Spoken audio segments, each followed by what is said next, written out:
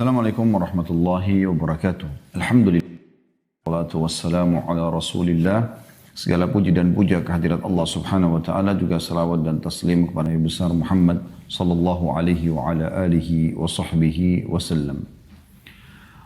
Pada kesempatan ini teman-teman sekalian, kita dalam pembukaan ini saya mengingatkan diri saya dan juga teman-teman sekalian agar bersyukur kepada Allah subhanahu wa ta'ala atas hari ini yang Allah masih memberikan kepada kita umur, di mana kita punya kesempatan emas untuk menambah amal-amal saleh, ketaatan-ketaatan kepada Allah Subhanahu wa taala, terutama ini sekarang lagi di bulan Ramadan, lagi di pertengahan bulan Ramadan, puncak-puncaknya kita berada di tengah-tengah Ramadan yang luar biasa, bulan yang penuh dengan segala macam keutamaan. Maka kesempatan kita melakukan amal-amal saleh untuk menambah apapun yang akan kita raih nanti dengan banyaknya amal saleh yang kita kerjakan di akhirat tentunya. Dan juga menambah kebahagiaan di dunia, karena amal saleh ini akan mendatangkan manfaat secara duniawi juga. Serta kita juga punya kesempatan di hari ini untuk memohon ampun, memohon maaf kepada Sang Pencipta Allah atas semua kesalahan yang pernah kita lakukan di masa lalu. Dan ini juga merupakan kesempatan emas, karena dengan bertaubat kepada Allah Subhanahu wa taala, mungkin detik-detik ini Anda gunakan bertaubat kepada Allah Subhanahu wa taala, sebagaimana Ali radhiyallahu anhu mengatakan, Allah tidak akan memudahkan dari lisan seorang hamba untuk beristighfar atau memohon ampun kepadanya, kemudian Allah akan menyiksanya. Artinya Allah akan terima istighfar itu. Kesempatan dia bertaubat, maka dengan bertaubat fasilitas dunia yang tertahan karena dosanya akan diberikan oleh Allah Subhanahu wa taala, dan juga di akhirat dia bisa selamat untuk masuk dalam surga. Karena taubat adalah tiket VIP untuk menuju ke surga. Oleh itu teman-teman sekalian, maksimalkan hari ini. Dan insya Allah termasuk dalam langkah kita memaksimalkan waktu kita, yaitu hadir di majelis ilmu. Semoga Allah Subhanahu wa ta'ala mengikhlaskan niat saya dan juga teman-teman sekalian yang mengikuti acara ini. Dan semoga Allah jadikan ini sebagai tambahan amal kita pada hari kiamat nanti. Allahumma amin. Kita akan membahas tentang sebuah kitab teman-teman sekalian. Kitab yang paling agung, yang paling mulia. Tidak ada duanya di muka bumi ini. Bukan karangan seorang profesor. Bukan sebuah buku dari seorang pengarang yang terkenal sehingga bukunya selalu bestseller. Tapi kalamullah, perkataan Allah, Sang Pencipta langit dan bumi ini. Satu-satunya Tuhan yang diimani atau kita imani sebagai orang muslim dengan kalimat La ilaha illallah, La ma'buda bihaqqin illallah. Tidak ada Tuhan yang berhak disembah, ya, yang menciptakan, yang memiliki, yang menguasai, yang menghidupkan, yang mematikan, yang menyelamatkan, yang menghukum, kecuali Allah. Al-Quran adalah kalamullah. Dia bukan perkataan manusia biasa. Andai saja teman-teman sekalian dia adalah perkataan manusia biasa, maka tidak akan pernah bisa kekal sampai lebih dari 1000 tahun. Tidak berubah satu huruf pun dari Al-Quran tersebut. Dan Allah menjaga kalamnya, memuliakan para pembacanya, penghafalnya, pengamalnya. Dan itu turun-temurun, terus dapat disaksikan dalam sejarah manusia yang beriman kepada Allah ini. Selalu saja Allah muliakan para pembacanya, Allah muliakan para pengamalnya, penghafalnya. Di dunia dan di akhirat pun seperti itu. Oleh karena itu teman-teman sekalian, luangkan waktu Anda di saat ini, fokus pikiran Anda, buka hati Anda untuk bisa merenungi apa yang kita bahas. Semoga insya Allah setelah pertemuan ini, saya bermula dari saya yang menyampaikan materi, supaya saya bukan cuma mengucapkan tapi yang awal mengamalkan, dan teman-teman yang mengikuti acara ini menjadikan setelah ini adalah Al-Quran sebagai pedoman hidupnya. Al-Quran adalah buku kecintaannya, buku favoritnya. Dia tidak pernah berpisah dengan Al-Quran. Terlebih lagi sekarang di Ramadan, para salafus saleh berlumba-lumba untuk merenungi Al-Quran, membaca Al-Quran. Sampai Imam Syafi'i rahimahullah mengkhatam khusus di Ramadan. Selain bacaan sholatnya, sehari 2 kali. Ini Allahu Akbar, luar biasa gitu. Ya. Saya coba merenungi ini, bahkan mau coba melangkah seperti beliau, itu nggak mudah. Sehari bisa mengkhatam 2 kali. Artinya beliau cuma sama Al-Quran saja di Ramadan itu. Bahkan sebagian ulama salaf ada yang ulama mereka menutup majelis-majelis ilmu mereka hanya untuk membaca Al-Quran. Ada di antara mereka yang mengkhatam sehari sekali. Imam Syafi'i tadi sehari 2 kali. Ada yang mengkhatam 3 hari sekali. Ada yang mengkhatam 5 hari sekali. Ada yang 7 hari sekali. Tapi mereka betul-betul hadir bersama Al-Quran itu. Mereka mencintai Al-Quran. Mereka menjadikan Al-Quran betul-betul sebagai sebuah pedoman hidup. Bahkan penghibur kesedihannya sebagaimana yang akan kita jelaskan insyaAllah panjang lebar di keajaiban-keajaiban Al-Quran. Kita akan mulai teman-teman sekalian dengan definisi dulu. Al-Quran secara etimologi adalah bacaan. Qara'a yaqra'u Qur'anan dalam akar kata bahasa Arabnya ya. Secara terminologi atau istilah yaitu kalamullah atau perkataan Allah subhanahu wa ta'ala. Kalam Allah yang maha suci yang merupakan mukjizat yang diturunkan atau diwahyukan kepada Nabi Muhammad SAW yang ditulis di mushaf dan diriwayatkan secara mutawatir serta membacanya ibadah.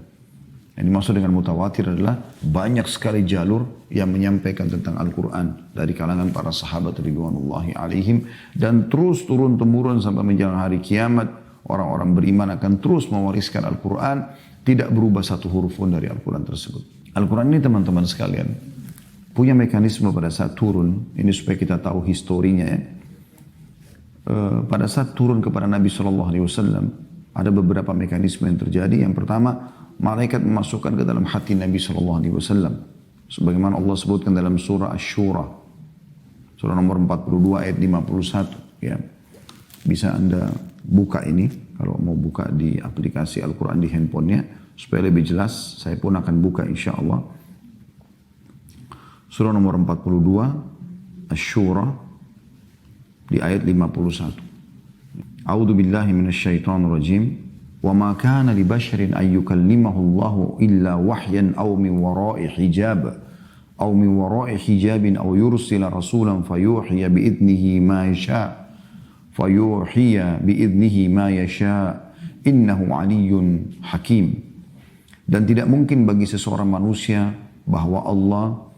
tidak mungkin bagi seorang manusia pun bahwa Allah berkata-kata dengan dia kecuali dengan perantara wahyu atau di belakang tabir atau dengan mengutus seorang utusan ataupun malaikat lalu diwahyukan kepadanya dengan seizinnya apa yang dia kehendaki oleh Allah.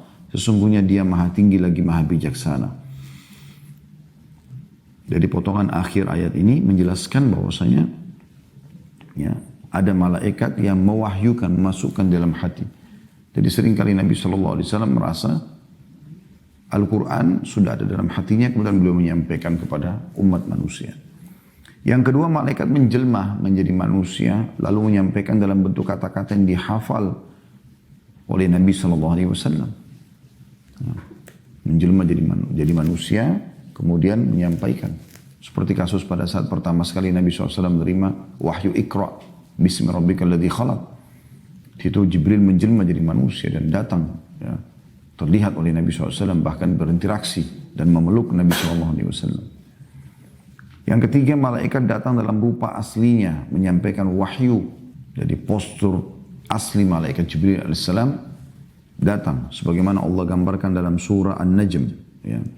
Anda bisa buka surah An-Najm surah nomor 53 supaya Anda bisa melihat langsung bagaimana Allah gambarkan di ayat 13 dan ayat 14. Lebih tepatnya dari ayat satunya aja, surah An-Najm ayat 1 saya bacakan ya. A'udzu billahi minasyaitonir rajim. Wan najmi idza hawa. Demi bintang ketika terbenam. Maksudnya Allah suruh melihat bagaimana keajaiban ciptaan Allah di situ. Ayat 2-nya ma dhalla sahibukum wa ma ghawa. Kawanmu Muhammad tidak sesat dan tidak pula keliru. Karena orang-orang Mekah menganggap Nabi SAW mengarang-ngarang Al-Quran. Allah membantah itu. Ayat 3-nya, وَمَا يَنْتِقُ عَنِ الْهَوَى. Dia Muhammad tidak pernah mengucapkan Al-Quran menurut hawa nafsunya sendiri. Dia tidak pernah ngarang-ngarang. Dan ini salah satu pernyataan ulama atau salah satu statement dari umumnya ulama yang menyampaikan tentang makna kenapa Nabi SAW disebutkan Nabiin Ummi, Nabi yang buta huruf, agar tidak keluar isu di kalangan orang-orang yang menolak untuk beriman kepada Allah ini kalau Muhammad mengarang-arang Al-Quran. Tapi subhanallah keluar juga itu perkataan mereka. Maka Allah membantah. Jadi Nabi SAW tidak bisa baca, tidak bisa tulis. Tidak mungkin dia mengarang-arang itu. Kemudian ayat 4-nya, in huwa illa wahyu yuha. Ucapan itu tidak lain hanyalah wahyu yang diwahyukan kepadanya. Ayat 5-nya, allamahu syadidul quwa, yang diajarkan kepadanya oleh Jibril yang sangat kuat. Ayat 6-nya, dhu mirratin fastawa, yang mempunyai akal yang cerdas. Dan Jibril itu menampakkan diri dengan rupa aslinya. Nah perhatikan di sini. Mulai dari sini Allah sudah gambarkan Jibril nampak dengan postur aslinya sebagai malaikat. Ayat 7-nya, wa huwa bil ufuqil a'la, sedang dia berada di ufuk yang tinggi. Ayat 8, thumma dana fatadalla, kemudian dia mendekat lalu bertambah dekat lagi. Ayat 9-nya, fakana qaba qausaini au adna, dan jadilah dia, maksudnya Muhammad, mendekat dengan Jibril 2 ujung busur panah atau lebih dekat lagi. Jadi sangat dekat jarak antara Jibril AS dengan Nabi SAW. Beliau menyaksikan makhluk Allah yang maha besar ini. Ayat 10-nya, fa'auha ila abdihi ma auha. Lalu Jibril menyampaikan kepada hamba Allah Muhammad apa yang Allah wahyukan melalui dia. Ayat 11-nya, ma kadzabal fuadu ma ra'a, ma kadzabal fuadu ma ra'a. Hati Muhammad tidak mendustakan apa yang telah dilihatnya. Ini bukan mimpi, bukan khayalan, nyata. Ayat 12-nya, afatumarunahu ala ma yara.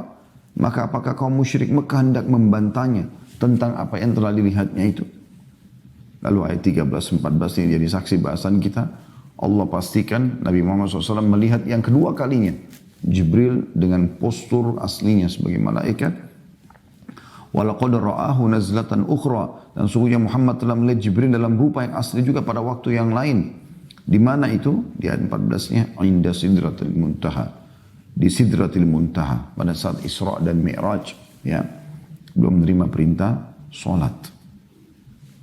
Ini saksi bahasan kita bagaimana Allah Subhanahu wa taala memastikan Jibril memang datang juga dengan postur asli. Yang keempat, wahyu turun seperti gemerincing lonceng. Dan ini yang paling berat bagi Nabi SAW sebagaimana disampaikan oleh penulis wahyu Zaid bin Thabit radhiyallahu anhu, bahwasanya terkadang wahyu turun kepada Nabi SAW seperti suara lonceng yang keras, ya. Ini seringkali Nabi SAW duduk sendirian, kemudian beliau menerima wahyu tersebut, setelah itu baru kemudian beliau menyampaikannya. Al-Quran teman-teman sekalian turun tidak sekaligus 30 juz bagaimana anda ketahui sekarang setelah disempurnakan oleh Allah SWT. Tapi dia turun beransur-ansur. Ya. 23 tahun kurang lebih, 13 tahun di fase Mekah, dan 10 tahun di fase Madinah. Ya.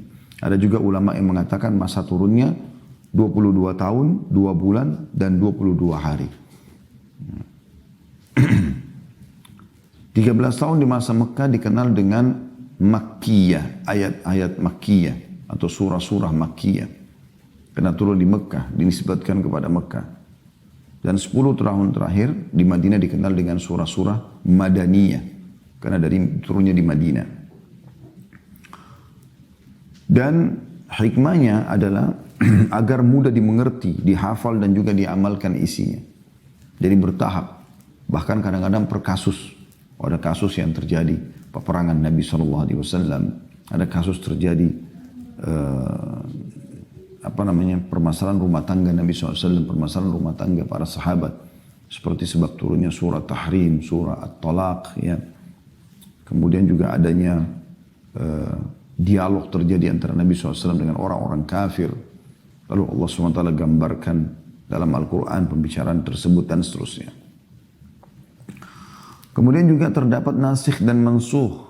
Artinya ayat yang menghapus dan ayat yang dihapus. Karena di awal-awal Islam ada beberapa ayat-ayat Al-Quran yang Allah SWT turunkan. Kemudian Allah hapus dengan ayat yang lainnya. Itu dengan hikmah Allah sang pencipta. Ini tentu ada bahasa sendiri, nasikh dan mansuh. Tapi ini kita kasih gambaran saja hikmah daripada beransurnya turun. Agar mudah dihafal, mudah diamalkan ya, pada awal-awal Islam. Kemudian juga ada ayat-ayat yang Allah turunkan dalam beberapa saat, kemudian Allah ganti dengan ayat-ayat yang lain.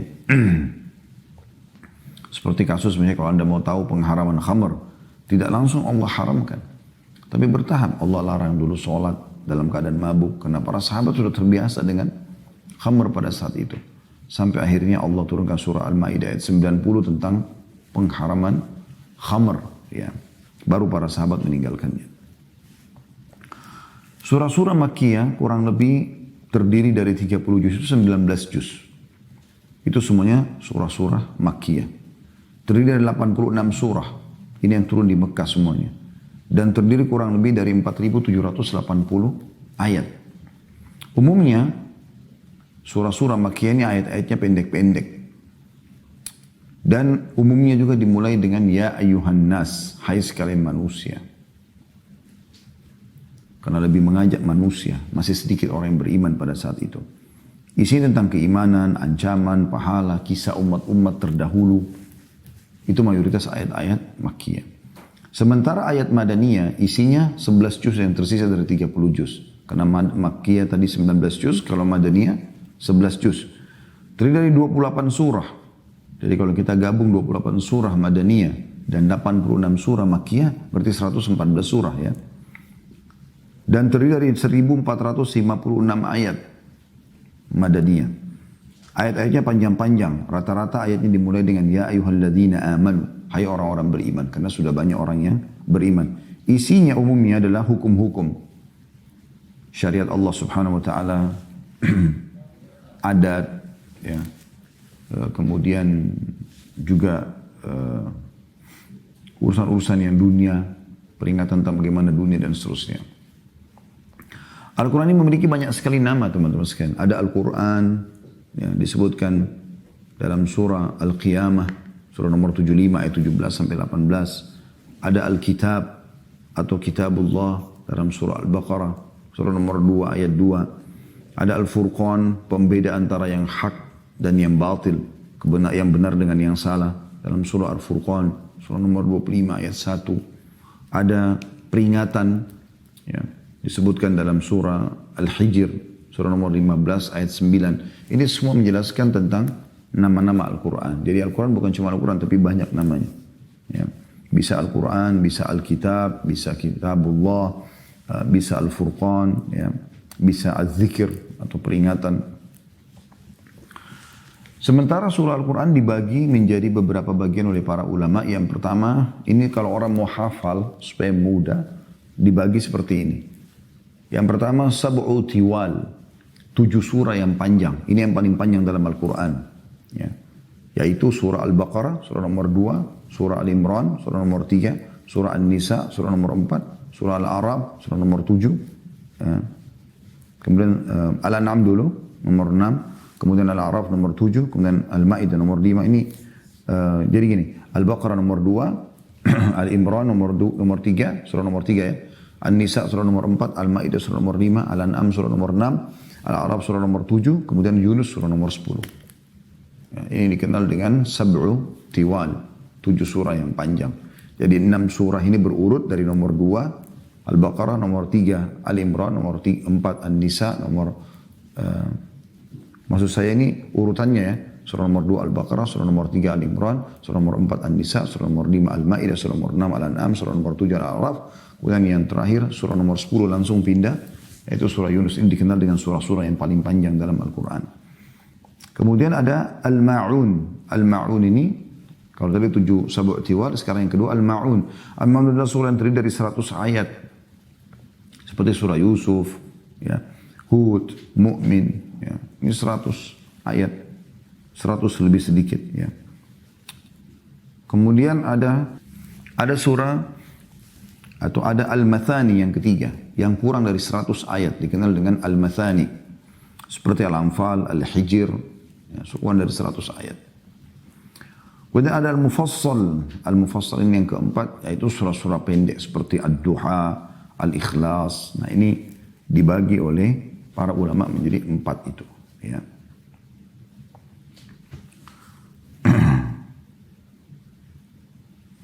Al-Quran ini teman-teman sekalian sebagaimana saya katakan tadi, bukan perkataan biasa, tapi perkataan Allah Subhanahu wa Ta'ala. Dan yang paling tepat kalau kita berdalil adalah dengan Al-Quran itu sendiri.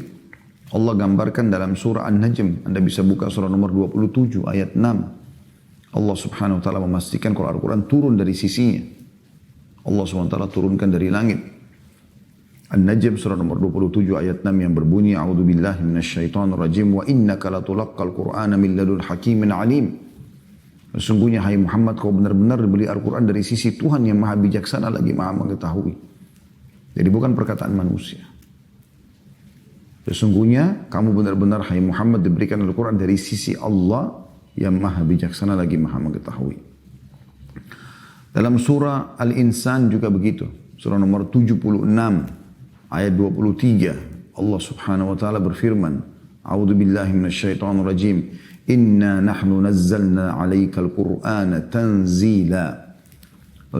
Sesungguhnya kami benar-benar menurunkan Al-Quran kepada Muhammad secara beransur-ansur. Kemudian surah Ar-Rahman, surah nomor 55 ayat 1 sampai ayat 2. Allah SWT berfirman, A'udzu billahi minasyaitonir rajim. Ar-Rahman 'allamal Qur'an. Zat yang maha pengasih atau maha pemurah yang telah mengajarkan Al-Quran. Kemudian juga surah Yunus. Anda bisa lihat surah nomor 10 ayat 37. Allah Subhanahu wa Ta'ala memastikan kalau ini bukan sama sekali dari manusia. Ya. Disebutkan dalam surah Yunus surah nomor 10 ayat 37, A'udzu billahi minasyaitonir rajim. Wa ma kana hadzal Qur'anu an yuftara min dunillahi walakin tasdiqal ladzi baina yadayhi wa tafsilal kitab la raiba fihi min rabbil alamin. Anda buka surah Yunus surah nomor 10 ayat 37 ya, yang artinya tidaklah mungkin Al-Quran ini dibuat oleh selain Allah. Akan tetapi Al-Quran itu membenarkan kitab-kitab yang sebelumnya dan menjelaskan hukum-hukum yang telah ditetapkan. Tidak ada keraguan di dalamnya, diturunkan dari Tuhan semesta alam. Jadi jelas bagaimana Al-Quran ini ya, dinyatakan dari Allah Subhanahu wa Ta'ala. Begitu juga Allah tantang para jin dan manusia. Kalau Al-Quran ini tidak mungkin mereka bisa mendatangkan yang serupa dengan Al-Quran. Tidak mungkin mereka bisa lakukan. Allah pastikan dan itu ditantang sudah ribuan tahun dan tidak akan pernah ada yang bisa membuat seperti Al-Quran sampai hari kiamat nanti. Bahkan pujangga-pujangga Arab di zaman Nabi SAW terkenal. Para penyair-penyair yang terkenal dengan retorika bahasa Arab mereka yang sangat bagus. Bahkan Al-Quran turun dengan bahasa Quraisy karena indahnya bahasa mereka. Dan mereka tidak bisa sama sekali. Untuk mendatangkan seperti Al-Quran, bahkan mereka banyak yang mengatakan ini bukan perkataan manusia. Allah sebutkan dalam surah Isra, surah nomor 17 ayat 88. Yang bunyinya, A'udzubillahi minasyaitonirrajim. Sekali lagi Al-Isra, surah nomor 17 ayat 88. Qul la in ijtama'atil insu wal jinnu ala an ya'tu bimithli hadzal qur'ani la ya'tuna bimithli walau kana ba'dhum li ba'dhin dhahira. Katakan hai Muhammad, sungguhnya jika manusia dan jin berkumpul untuk membuat yang serupa dengan Al-Quran ini, niscaya mereka tidak akan dapat membuat yang serupa dengan Al-Quran itu. Sekalipun sebagian mereka menjadi pembantu sebagian yang lain. Jadi memang nggak mungkin mereka bisa lakukan itu. Al-Quran ini teman-teman sangat luar biasa dahsyatnya. Akan kita masuk ke rincian insyaAllah pada poin ini. Allah menggambarkan dalam surah Al-Hasyr.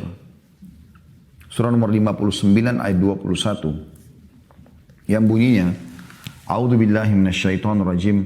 Lau anzalna hadzal Qur'ana 'ala jabalin la ra'aitahu khashi'an mutasaddian min khasyatillah. Wa tilkal amthalu nadribuha lin-nasi la'allahum yatafakkarun. Renungi baik-baik. Tadi saya sudah minta teman-teman hadirkan, buka fikirannya, hadirkan hatinya, renungi baik-baik. Supaya materi yang kita sampaikan ini bisa menjadi betul-betul sebuah ilmu yang membuat kita setelah ini menjadikan Al-Quran sebagai pedoman hidup kita. Karena Allah berbicara dalam Al-Quran sekarang. Dan kita sedang membacakan ayatnya. Allah mengatakan dalam surah Al-Hasyr, surah nomor 59 ayat 21 yang terjemahannya, kalau sekiranya kami turunkan Al-Quran ini kepada sebuah gunung. Anda pernah lihat gunung yang kokoh? Dari batu, bahkan ada gunung yang ya, dasarnya ada di lautan keluar sampai ke daratan ya. Karena besarnya gunung-gunung tersebut.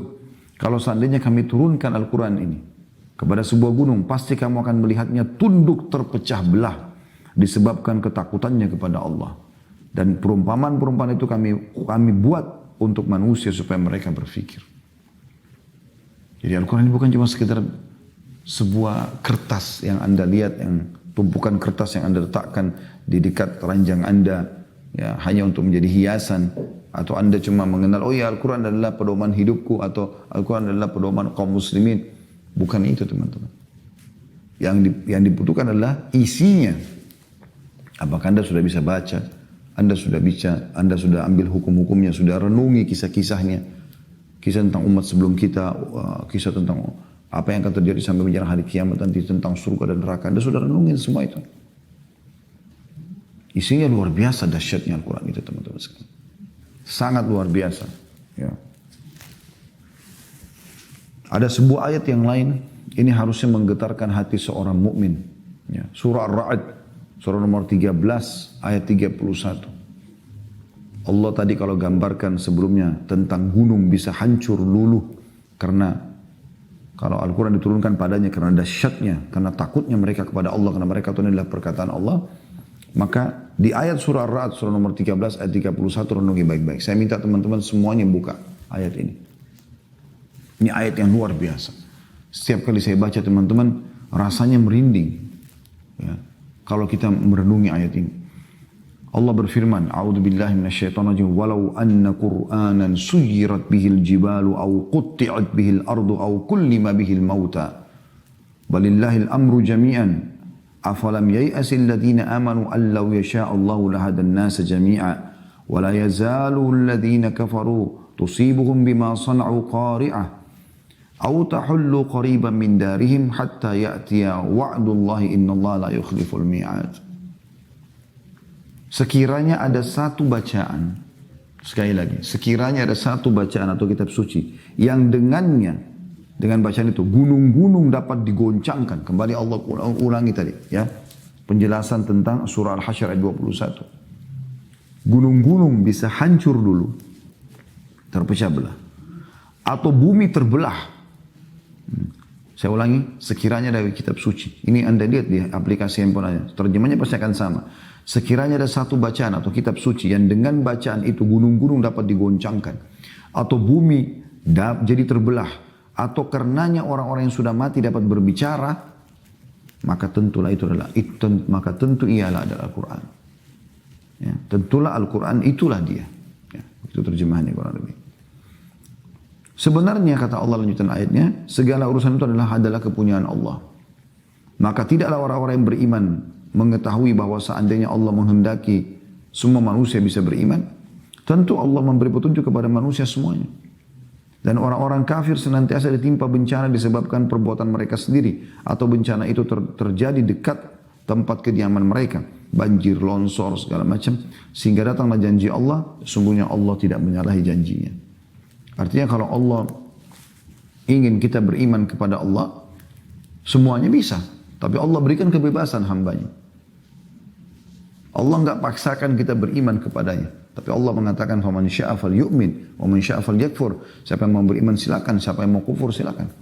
Tidak ada larangan. Ya. Teman-teman, kita hanya belum menjiwai Al-Quran. Kita belum mengetahui bagaimana dahsyatnya Al-Quran itu.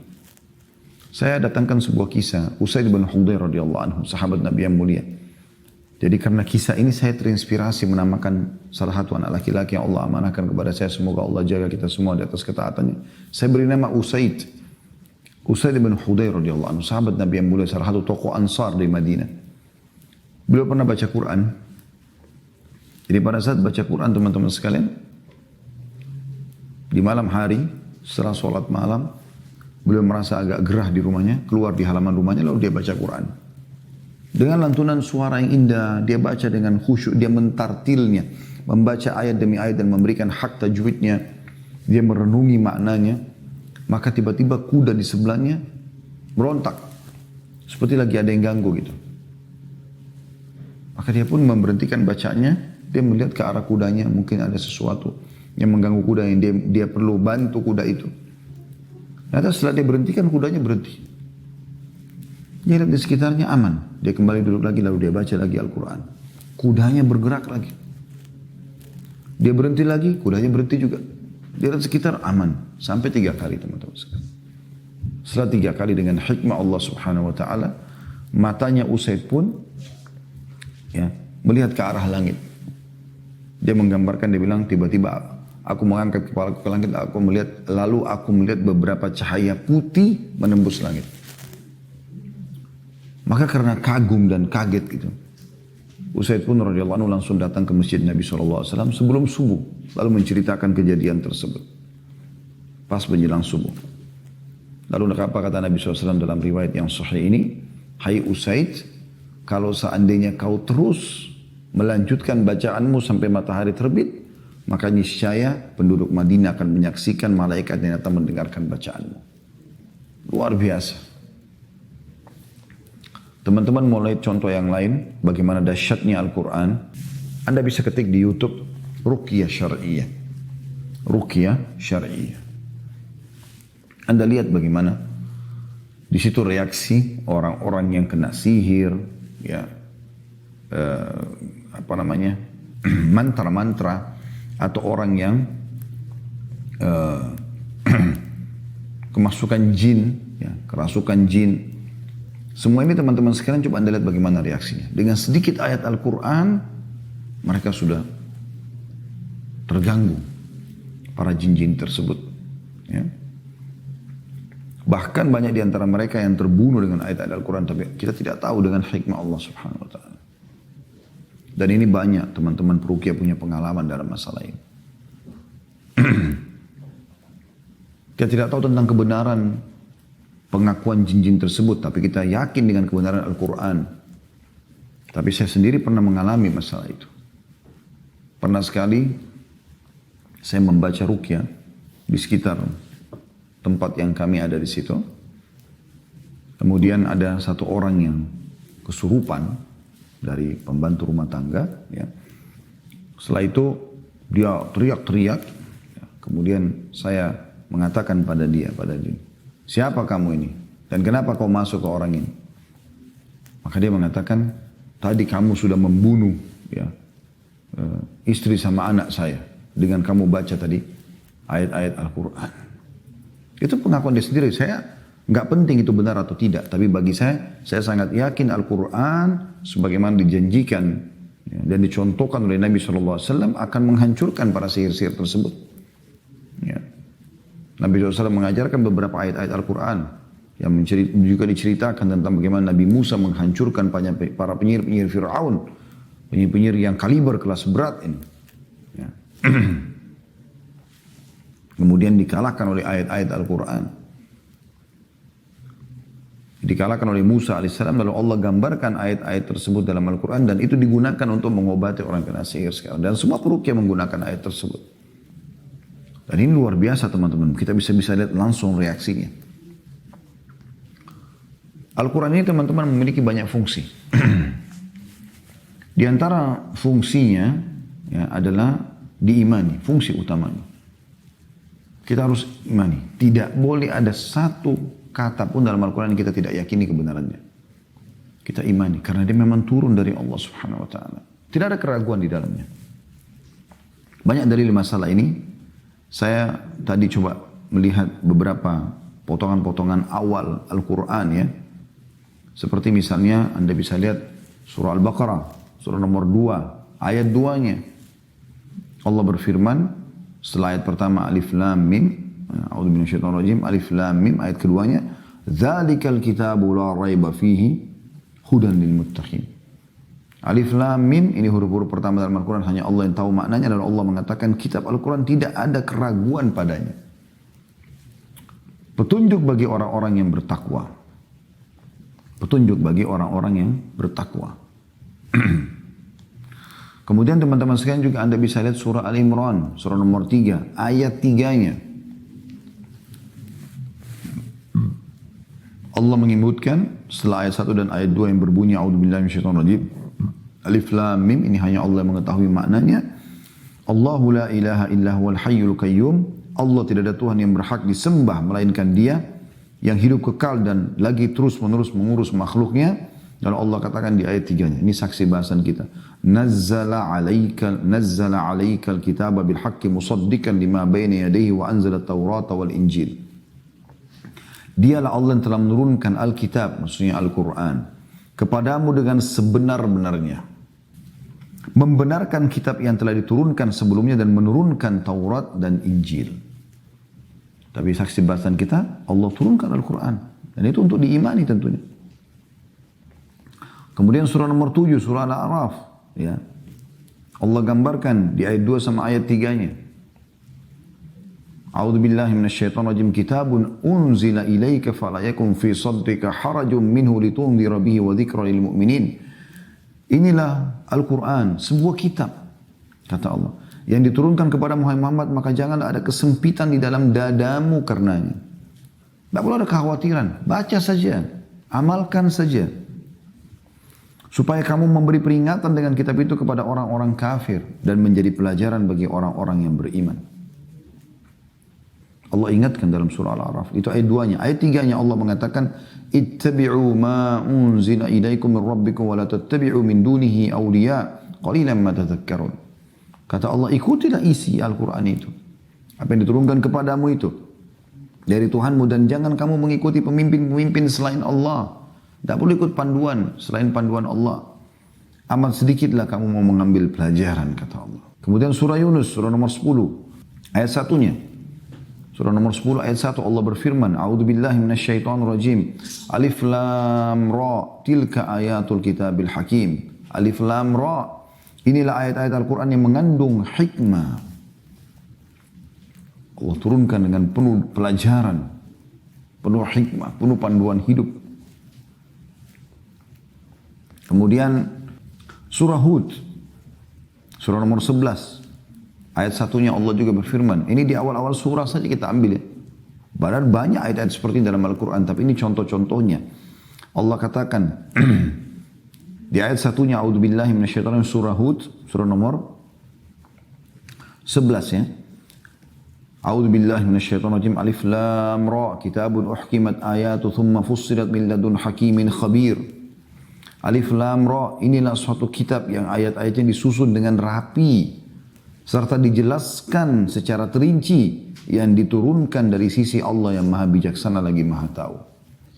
Ini ayat jelas sekali nih. Bagaimana Allah katakan.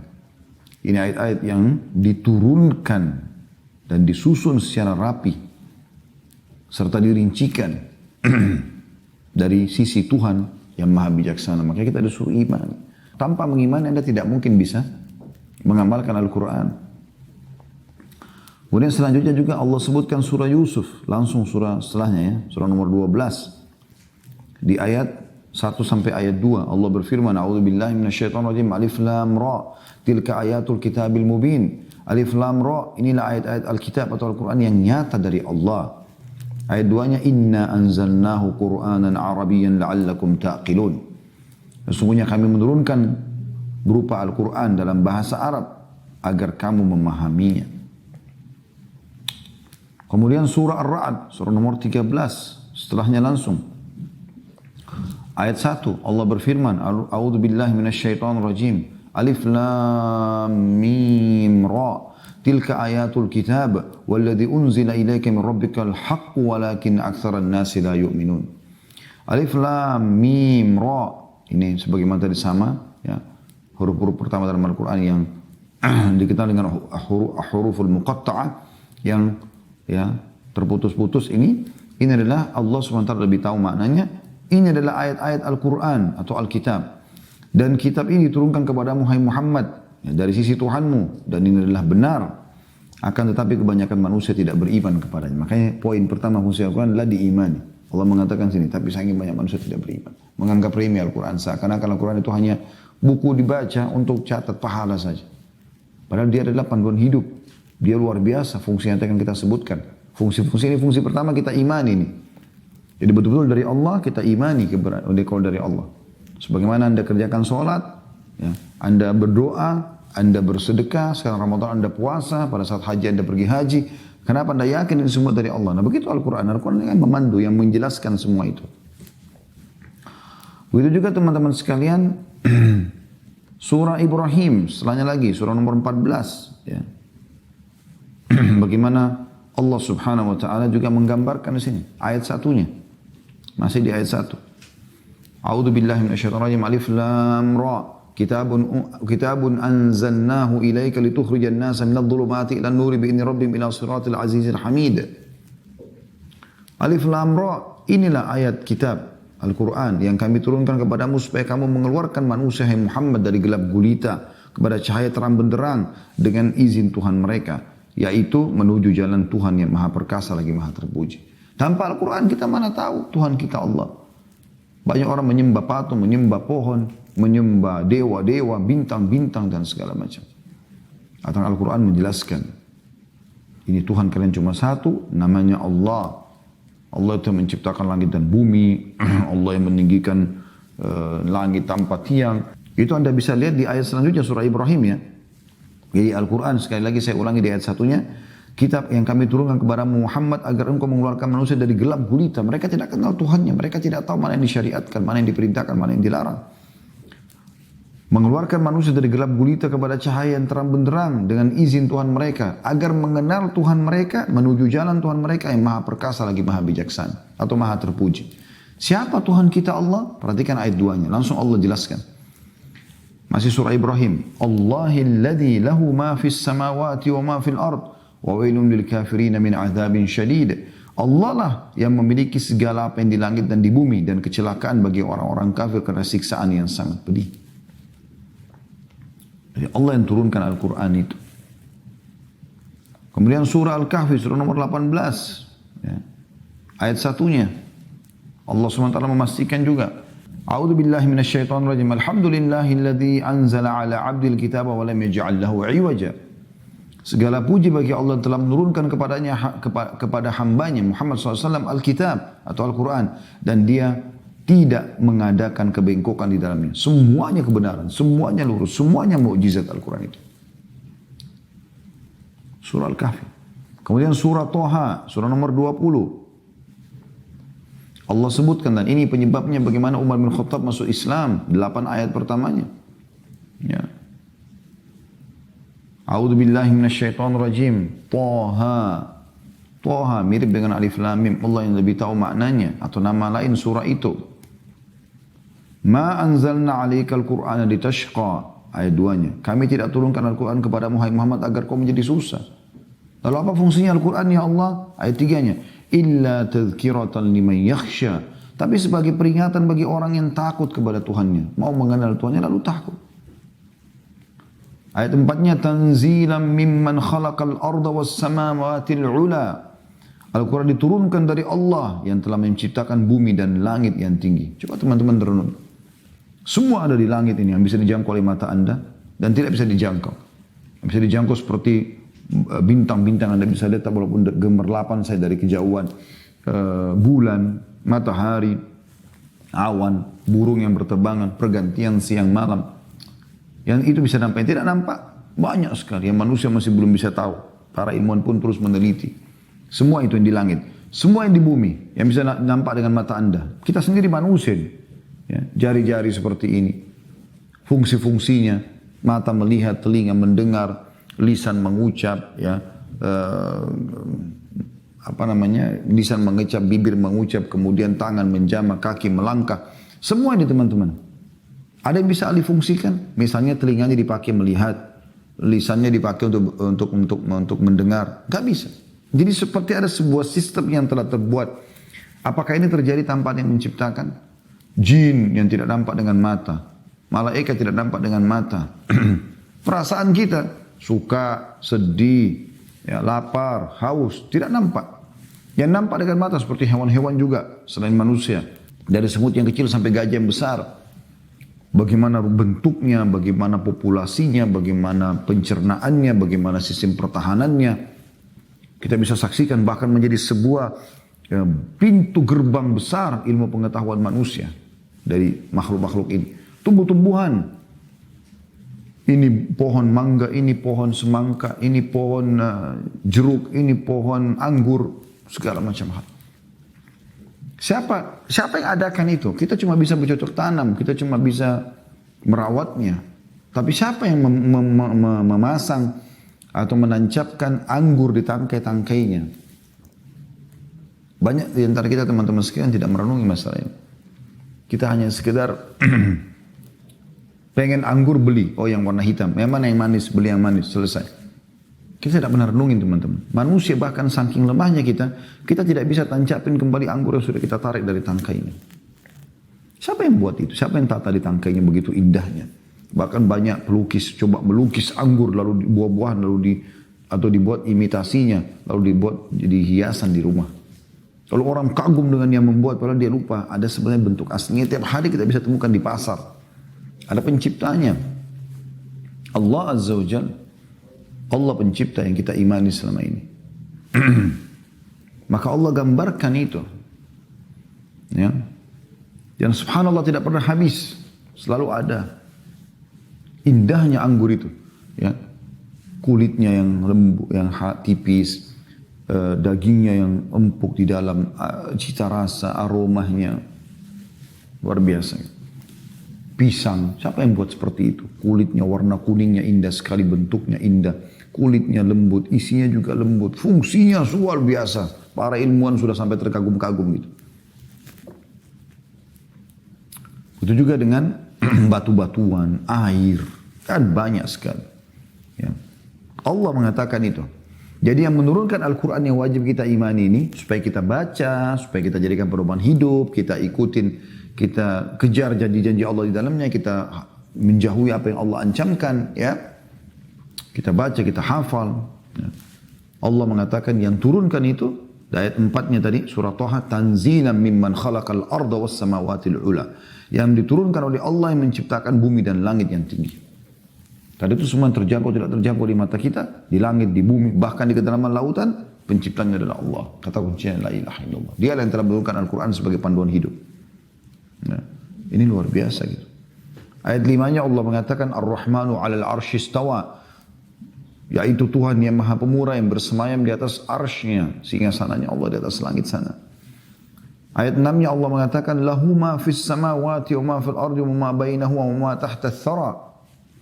Yang menurunkan Al-Quran itu, yang menyuruhkan dan jadikan sebagai perumahan hidup kalian adalah Allah. Siapa Allah? Kepunyaannya lah. Semua yang ada di langit, semua yang ada di bumi, semua yang di antara keduanya dan semua yang di bawah tanah. Itu luar biasa. Bahkan Allah mengatakan di ayat 7-nya, wa in tajhar bil qawli fa innahu ya'lamu sirra wa akhfa. Kalaupun kamu mengeraskan suara, maka sungguhnya dia mengetahui rahasia dan juga yang lebih tersembunyi. Semua Allah tahu. Kita disuruh imani itu. Kita beriman keberadaannya. Itu luar biasa. Ini kalau kita baca terus ini, terus luar biasa nih penjelasan Allah SWT dalam ayat Quran. Memang dia mukjizat. Ya.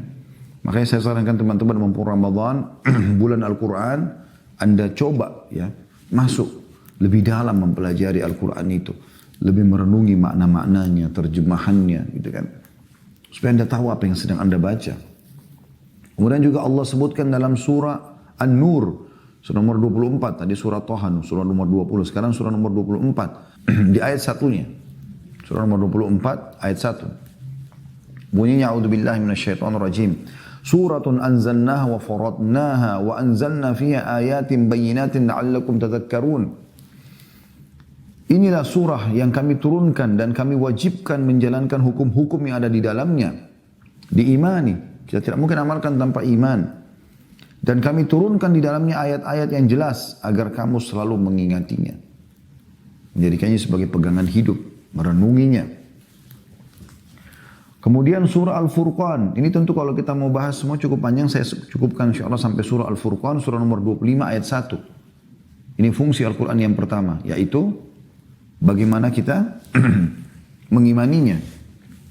Surah nomor 25 ayat 1 Allah berfirman. A'udzubillahi minasyaitonirrajim. Tabarakalladzi nazzala al-furqana ala 'abdi liyakuna lil 'alamin nadhira. Maha suci Allah yang telah menurunkan Al-Furqan. Pembeda antara hak dan batil Al-Quran. Kepada hambanya Muhammad SAW agar dia memberi peringatan kepada seluruh alam. Jadi Al-Quran ini bukan hanya untuk orang Islam, untuk seluruh alam ini. Ajak mereka. Itu fungsi yang pertama. Anda imani dulu. Ini bukan perkataan manusia, tapi ini adalah perkataan Allah yang wajib kita imani keberadaannya, benar turun dari langit. Semuanya isi ayatnya tidak terkecuali, semuanya katanya mukjizat. Ini perkataan Allah. Yang kedua, fungsi Al-Quran dibaca dan ditadabburi. Baca teman-teman sekalian. Anda sudah tahu ayat pertama turun. Ya, A'udzubillahi minasyaitonir rajim. Iqra bismi rabbikal ladzi khalaq. Bacalah atas nama Tuhanmu yang telah menciptakan. Khalaqal insana min 'alaq, yang telah menciptakan manusia dari alaq. Sebagian ulama mengatakan alaq itu sesuatu yang melekat dengan kuat. Pada saat sel telur sudah bertemu dengan sperma, dia melekat di dinding rahim dengan kuat. Allah gambarkan itu. Suruh baca. Nah, di Ramadan ini disuruh memperbanyak baca Al-Quran. Sudah kami sebutkan tadi bagaimana Imam Syafi'i mengkhatam sampai sehari 2 kali. Tentu kalau Anda tanya bagaimana bisa, ya itu kuasa Allah. Kalau Anda sudah melakukan suatu ibadah yang Anda rutinkan seperti puasa misalnya Anda biasakan, maka jadi ringan buat Anda. Dia akan berat kalau orang yang belum biasa melakukannya. Begitu juga dengan tadabbur. Baca dengan tadabbur Al-Quran boleh kita baca walaupun kita tidak mengerti artinya untuk mengkhatamnya. Tapi ada level juga setelahnya yang dianjurkan untuk tadabbur. Nah bedanya kalau baca, anjurannya Anda baca dari awal. Al-Fatihah surah nomor 1, Al-Baqarah surah nomor 2, Al-Imran surah nomor 3, An-Nisa surah nomor 4, Al-Ma'idah surah nomor 5, Al-An'am surah nomor 6. Terus begitu Al-Araf. Terus ya sampai An-Nas surah nomor 114. Khatam ulangi. Begitu terus. Yang kedua Anda tadabburi. Tadabburi ini maksudnya Anda fokus ke beberapa ayat Al-Quran yang kalau dicontohkan oleh para sahabat 10 ayat Al-Quran per hari. Dan ini tidak harus berurut, tidak harus dari Al-Fatihah, Al-Baqarah, Al-Imran, tapi Anda boleh pilih surah-surah yang kira-kira menurut Anda, kalau Anda mau mulainya Anda lebih tertarik. Ya. Kayak misalnya Anda mau tahu, kenapa dalam Al-Quran ada surah dinamakan hewan seperti Al-Baqarah, ya, sapi betina, seperti An-Naml, semut, seperti Al-Ankabut, laba-laba, ya, seperti Al-Fil, ya, gajah. Kenapa Allah namakan ini? Al-An'am, hewan-hewan ternak atau ya, binatang ternak. Ini semua teman-teman sekalian contoh saja. Ya. Anda mungkin mulai dari surah-surah ini karena Anda penasaran, Anda mulai 10 ayat Anda tadabbur. Jadi baca ayatnya, baca terjemahannya. Ya. Lebih baik lagi kalau Anda ada di situ sedikit tafsirnya ya, atau tambahan tafsir itu sangat bagus. Ya, ini sehari 10 ayat saja. Kemudian Anda mungkin tertarik dengan nama-nama nabi, nama-nama orang, misalnya surah Yunus, surah nomor 10, surah Hud, surah nomor 11, surah Yusuf, surah nomor 12. Ini surah nama-nama orang berurut, surah Ibrahim, surah nomor 14, ya. Kemudian ada surah Muhammad alaihi wassalatu wassalam, surah para nabi-nabi. Mungkin perempuan mau baca tentang wanita, ada surah An-Nisa, ada surah Maryam, ya. Mungkin Anda mau baca tentang hari kiamat, ya. Ada penyebutan tentang surah Al-Qiyamah, Al-Haqqah, ya, banyak. Ya. Kemudian Al-Jathiyah, tentang keadaan hari kiamat gitu kan. Kemudian juga Anda mau baca mungkin tentang para malaikat. Ya. Ada surah menjelaskan masalah mereka. Ya. Surah nomor 77, surah nomor 79 ya, dalam Al-Quran. Yang menjelaskan tentang siapa malaikat-malaikat itu ya. Ada surah nomor 70, Al-Ma'arij. Ada surah nomor 77, ya, Al-Mursalat, atau malaikat-malaikat yang diutus. Kemudian ada surah nomor 79, An-Nazi'at, malaikat-malaikat yang mencabut ruh, ya. Dan seterusnya. Jadi Anda tadabburi. Nah ini Allah sebutkan dalam Al-Quran tentang perintah untuk tadabbur teman-teman sekalian. Dalam surah Shad, surah nomor 38, ayat 29. Sekali lagi, surah nomor 38 ayat 29. Tadabbur ini Anda ambil 10 ayat dari surah-surah yang menarik buat Anda tadi. Anda mulai dari situ. Nanti insya Allah Anda terus sampai menyelesaikan 114 surah itu. Ya, rasionalnya kalau Anda baca 10 ayat per hari, Al-Quran itu 6.000 ayat sekian ya. Maka teman-teman sekalian Anda, mohon maaf. Anda kalau 10 ayat per hari, 1 bulan Anda punya 300 ayat. Kalau 1 tahun Anda punya 3.600 ayat. Kurang dari 2 tahun Anda sudah menyelesaikan seluruh 30 juz Al-Quran tadabburnya. Allah sebutkan dalam surah Shad, surah nomor 38 ayat 29 tentang masalah tadabbur Al-Quran. A'udzu billahi minasyaitonir rajim. Kitabun anzalnahu ilaika mubarakun liyadabbaru ayati wa liyadzakkaru ulul albab. Inilah sebuah kitab yang kami turunkan kepadamu, penuh dengan berkah, supaya mereka memperhatikan ayat-ayatnya dan supaya mendapat pelajaran orang-orang yang mempunyai fikiran. Artinya mengambil pelajaran orang-orang yang menggunakan akal fikirannya. Subhanallah, coba teman-teman, ini resep yang luar biasa. Baca Al-Quran, tadabburi ayatnya, penuh keberkahan. Ada saja hikmah-hikmah yang bisa kita ambil. Ya. Kemudian dalam surah Muhammad, surah nomor 47, ayat 24, Allah SWT juga berfirman, A'udzu billahi minasyaitonir rajim. Afala yatadabbaruna al-Qur'an am ala qulubin aqfaluha. Apakah mereka tidak memperhatikan Al-Qur'an ataukah hati mereka terkunci? Mereka tidak mentadabburi Al-Qur'an, merenungi ayat-ayatnya. Juga dalam surah An-Nisa surah nomor 4 ayat 82 Allah berfirman, afala yatadabbaruna al-Qur'an walau kana min 'indillahi lawajadu fihi ikhtilafan katsira. Apakah mereka tidak mentadabburi Al-Quran, tidak memperhatikan, tidak merenungi ayat-ayatnya? Kalau kiranya Al-Quran datang dari sisi selain Allah, ya, atau kalau seandainya Al-Quran bukan dari sisi Allah, tentulah mereka akan mendapatkan pertentangan yang banyak di dalamnya. Itu fungsi yang kedua. Anda mentadabburi, baca dan tadabbur. Yang ketiga, amalkan dan dakwakan. Amalkan isinya. Ya. Karena Al-Quran turun sebagai perkataan Allah. Dan kita butuh untuk mengamalkan isinya.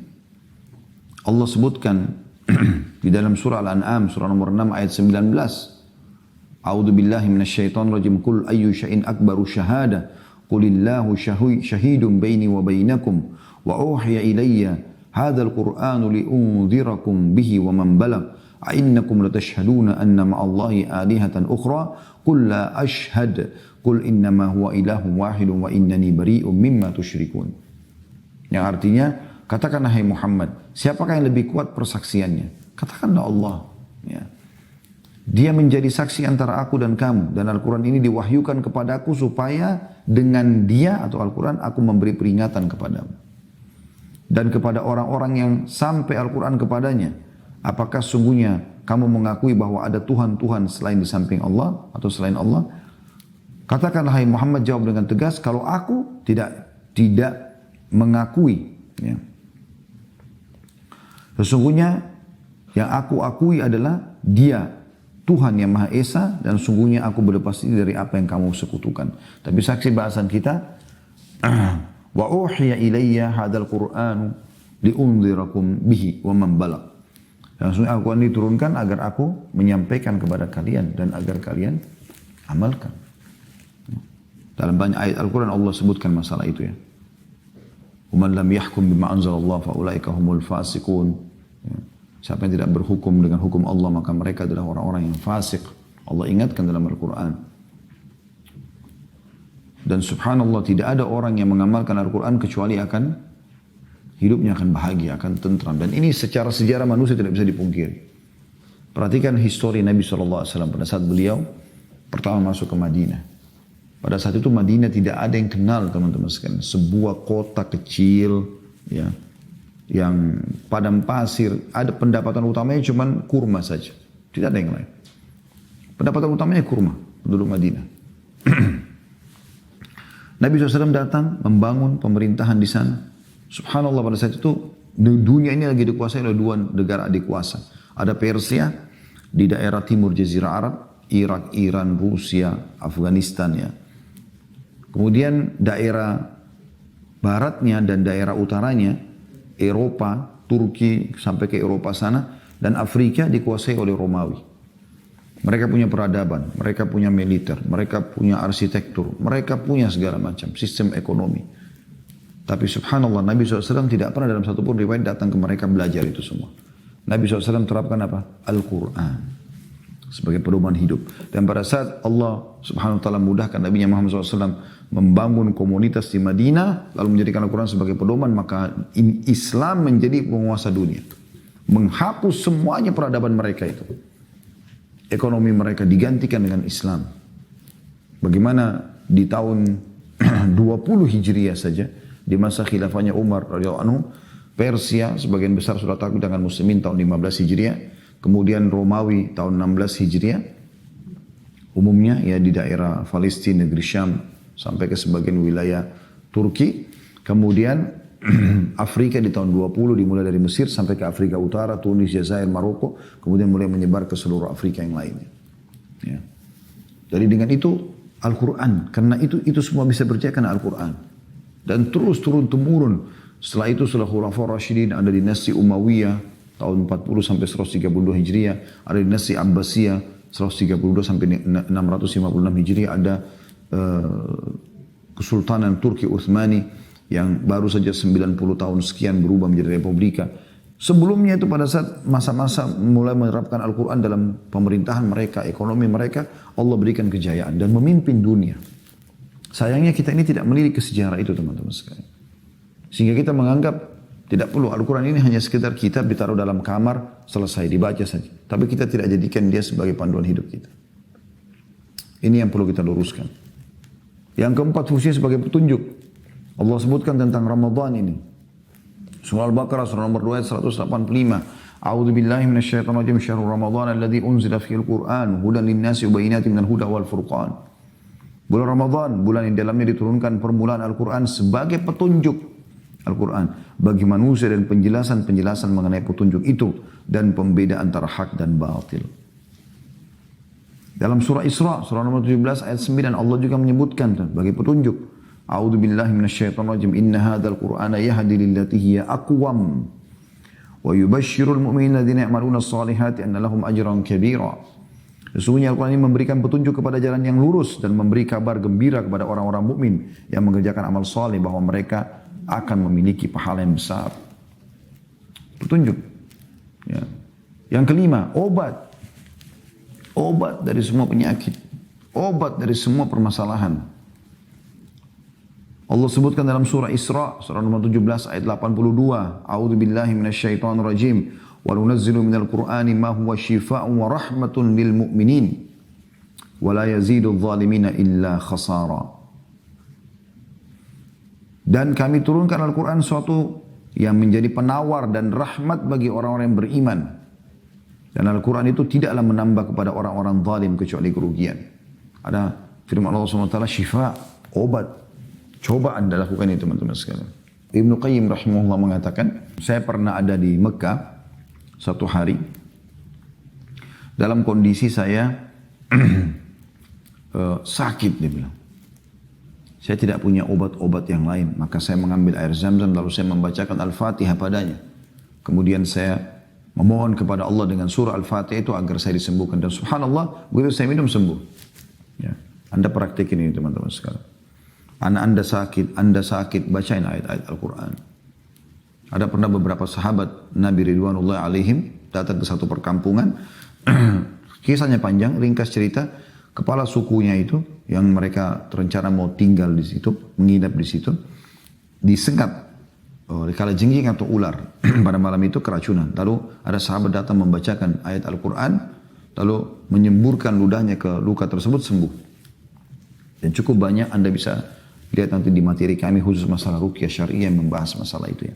Ini karena melihat waktu saya ringkaskan. Kemudian yang keenam sebagai peringatan, sebagai pelajaran. Nah, bisa jadikan sebagai pelajaran, Anda pelajari ayat-ayatnya, Anda jadikan sebagai peringatan, pengontrol Anda. Allah sebutkan dalam surah Qaf, surah nomor 50 ayat 45. A'udzu billahi minasyaitonir rajim, fadzakir bil Qur'ani man yakhafu wa'id.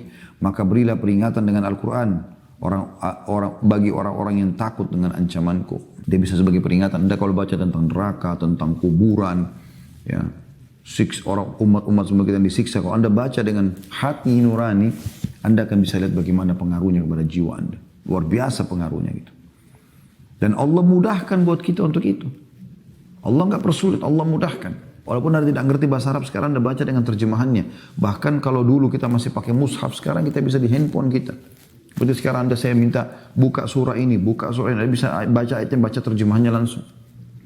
Allah sebutkan dalam surah Al-Qamar, ya, surah nomor 54, berulang-ulang Allah ulangi ini, di ayat 17 ya, di ayat 22-nya, di ayat 32, di ayat 40 surah Al-Qamar. 4 kali Allah ulangi. Ayatnya sama. Yang bunyinya a'udzubillahi minasyaitonirrajim wa laqad yassarnal qur'ana lidzikri fahal min muddakir. Sungguhnya kami telah mudahkan Al-Quran untuk pelajaran, maka apakah ada orang yang mau ambil pelajaran? Ya harusnya kita ambil pelajaran dari situ.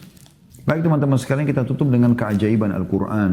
Dan ini teman-teman tidak akan pernah cukup ya, kita kalau bahas ini. Karena ini bahas Al-Quran ini dengan 1 jam, 1 jam setengah, 2 jam pun tidak cukup. Berhari-hari pun tidak cukup. Makanya kami kasih kerangka fikir utamanya. Selebihnya Anda nanti akan kembangkan insya Allah. Al-Quran itu perlindungan. Anda bisa dilindungi dengan Al-Quran. Sering baca, Allah akan berikan perlindungan kepada Anda. Bahkan Allah jadikan antara Anda dengan orang yang tidak beriman ini seperti dinding pemisah. Tidak bisa mereka menjangkau Anda, menyakiti Anda, menyusahkan Anda. Kalau Anda betul-betul membacanya, kata Allah SWT dalam surah Isra, tadabburi ini. Surah nomor 17 ayat 45. A'udzu billahi minasyaitonir rajim wa idza qara'tal qur'ana ja'alna bainaka wa bainal ladzina la yu'minuna bil akhirati hijaban mastura. Dan apabila kamu membaca Al-Quran, niscaya kami akan adakan antara kamu dan orang-orang yang tidak beriman kepada kehidupan akhirat suatu dinding yang tertutup. Ya. Jadi Allah lindungi dengan Al-Quran itu. Keajaiban yang kedua teman-teman saya ringkaskan, abadi dan tidak pernah berubah. Subhanallah. Allah katakan dalam Al-Quran, innahu nazzalna dzikra wa innahu nazzalna dzikra wa innalahu lahafizun. Kami turunkan az-dzikra, peringatan Al-Quran, dan kami akan selalu menjaganya. Sampai pada terjadi teman-teman, ada sebuah percetakan di Prancis dulu pernah mencetak Al-Quran, lalu dia coba menambahkan atau mengubah beberapa ayat. Subhanallah, Quran itu pertama sekali disebarkan di Afrika Utara. Karena mereka tahu di Afrika Utara, di Tunis, Jazair, Maroko, Mesir, ini kan basisnya umat Islam lah dari Afrika gitu kan. Mereka sebarkan. Begitu disebarkan, ada satu anak kecil yang kalau kita TPA di Indonesia baca, kemudian dia ngeluhkan sama gurunya, dia mengatakan ini kenapa ayatnya berbeda. Gurunya cek ternyata betul berbeda, dilaporkan kepada Kementerian Agama mereka, lalu kemudian diangkat dari medsos sampai akhirnya terungkaplah permasalahan ini. Lalu kemudian ditutuplah percetakan tersebut, dituntut ya.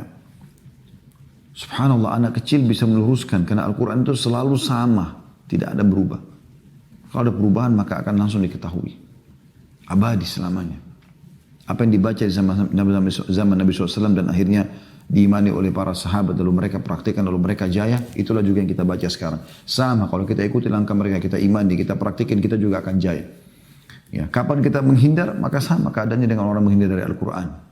Mereka akan binasa, celaka, sebagaimana sudah cukup banyak tadi ayat yang kita sebutkan. Yang ketiga keajaibannya, tidak membosankan. Berapa kali teman-teman yang suka baca Al-Quran di sini, kalau yang hadir, Anda berapa kali baca surah Al-Kahfi setiap malam Jumat atau hari Jumat disunnahkan baca? Berapa kali Anda membaca di Ramadan ini? Atau Anda baca Al-Fatihah lah, ya. Al-Ikhlas, Al-Falaq, tidak pernah kita tidak pernah bosan dalam membacanya. Bahkan kalau kita baca keutamaannya, setiap huruf diberikan 10 pahala, kita berusaha selalu membacanya. Yang kata Nabi SAW, ya, setiap huruf Al-Quran kalau dibaca akan mendapatkan 1 pahala, dilipat gandakan menjadi 10 kali lipat. Dan saya tidak katakan alif, lam, mim 1 huruf, tapi alif 1 huruf berarti 10 pahalanya. Lam 1 huruf berarti 10 pahalanya, mim 1 huruf berarti 10 pahalanya. Berarti alif, lam, mim 30 pahala. Tidak pernah membosankan, orang terus mengejar. Bolak-balik kita dalam sholat 5 waktu teman-teman. Anggaplah sholat jahar aja, subuh, maghrib, isya. Tiap hari kita sholat. Tiap hari kita dengarkan ayat Al-Quran. Tidak pernah ada kebosanan. Enggak jenuh gitu.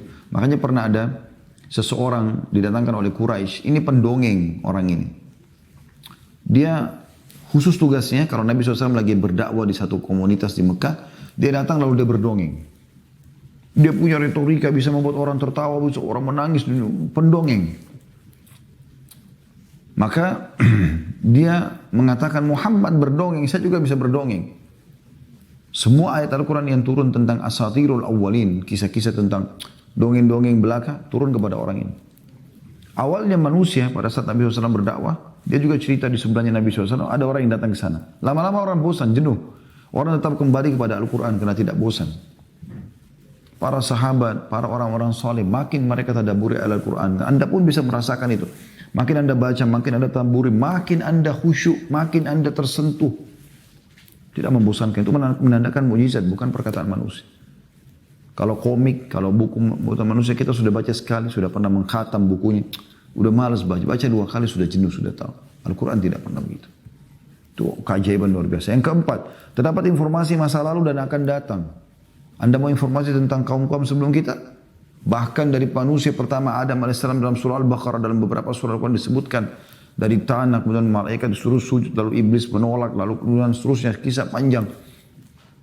Turun di bumi dan seterusnya. Kemudian tentang kaumnya Nabi Idris, kaumnya Nabi Saleh, kaumnya Nabi Shu'aib, semua Nabi-Nabi, semua ada. Dan yang akan datang seperti misalnya kematian, alam kubur, mahsyar, surga dan neraka, terinci. Yang kelima, kejayaan bagi pengamalnya. Terus saya jelaskan secara histori. Kita umat Islam ini teman-teman baru 90 tahun saja nggak menguasai dunia. Sebelumnya kita menguasai dunia. Pada saat kita junjung tinggi Al-Quran. Mereka jadi pedoman negara kita, pemerintahan kita, kerajaan kita. Semuanya, negara, ekonomi, apa saja. Ya, kehidupan rumah tangga, semuanya Al-Quran. Maka kita akan lihat bagaimana keajaiban luar biasa. Allah SWT berikan. Saudi pada saat mengiklankan Al-Quran dan Sunnah sebagai pedoman negara mereka, maka di padang pasir Allah keluarkan minyak dan menjadikan mereka negara yang kaya raya. Yang terakhir teman-teman sekalian, yang keenam, ini yang sempat saya susun, tentu banyak keajaiban Al-Quran ya. Dia adalah penghilang kesedihan. Sebagai penutup ada doa Nabi SAW yang beliau ajarkan kepada kita dalam hadis sahih. Beliau mengatakan tidak ada orang yang tertimpa kesedihan, sumpah, sedih, permasalahan, apa saja yang membuat dia merasa tidak nyaman. Kemudian dia membaca, Allahumma inni abduka, ya Allah aku adalah hambamu, wabni abdika, dan anak hambamu laki-laki, wabni amatika, dan anak hambamu perempuan, nasiyati biyadik. Ya. Maksudnya tadi anak hamba laki-laki, maksudnya anak ayahku, karena ayahku juga hambamu ya Allah. Anak hambamu perempuan maksudnya ibuku. Ya. Karena hamba Allah juga ibu itu ya. Nasiyati biyadik, ubun-ubunku ada di tanganmu, madin fiyah hukmuk, berlaku hukummu padaku, madin fiyah hukmuk, adlun fiyah qada'uk, sangat adil keputusanmu padaku. As'aluka ya Allah, aku minta kepadamu ya Allah, bikulli ismin huwalak, dengan menggunakan semua nama yang kau miliki. Bikulli ismin huwalak, sammaita bihi nafsak, engkau memberikan nama itu pada dirimu. Aw 'allamtahu ahada min khalqik, atau engkau mengajarkan kepada salah satu dari hambamu. Aw ista'tharta fi ilmil ghaibi 'indak, atau engkau menyimpan di ilmu ghaib di sisimu. Antaj'al Qur'ana karima rabi'a qalbi, agar engkau menjadikan Al-Qur'an sebagai penghibur hatiku. Panjang lebar semua doa tadi ini ujungnya adalah agar engkau menjadikan Al-Qur'an sebagai penghibur hatiku. Antaj'al Qur'ana karima rabi'a qalbi wa nura basari wa nura sadri, dan cahaya dadaku. Wa dhihaba hammi wa ghammi, dan penghilang sumpek dan sedihku. Wa amrad, dalam beberapa riwayat yang lain, wa amrad, dan penyakit-penyakitku. Kata Nabi SAW, siapa yang baca ini, niscaya Allah akan ganti kesedihannya menjadi kesenangan. Jadi betul-betul luar biasa. Tinggal Anda mau praktek atau tidak.